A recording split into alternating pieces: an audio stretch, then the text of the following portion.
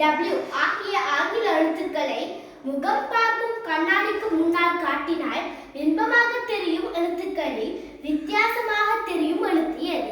இப்ப நாங்க முகம் பார்க்கிற கண்ணாடிக்கு முதல் தோன்றால் பின்பமாக தெரியும். அது எவ்வாறு மாறும் என்றால் இடம் வலமாக மாறும், வலம் இடமாக மாறும்.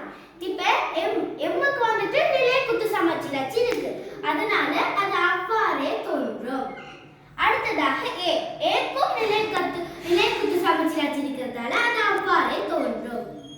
அடுத்ததாக ஈக்கு வந்துட்டு நிலை குத்து சமச்சீர் அல்ல. அப்ப எங்களுக்கு தெரியும் வந்துட்டு நாங்க கண்ணாடிக்கு முன்னாடி வைக்கக்குள்ள அது விண்பம், அதாவது வடம் இடமாகவும் இடம் வலமாக மாறும்.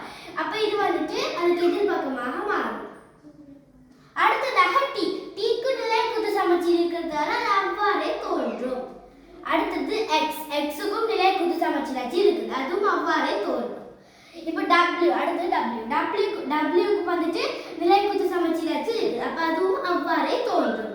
இதை கேட்டுட்டாங்க, கண்ணாடிக்கு முன்னாடி காட்டினா பின்பமாக தெரியும் எழுத்துக்களை வித்தியாசமாக தெரியும் எழுத்து எது?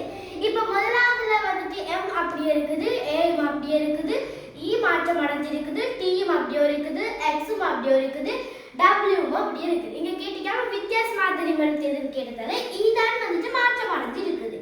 அப்ப வித்தியாசமாக தெரியும் எழுத்து இ.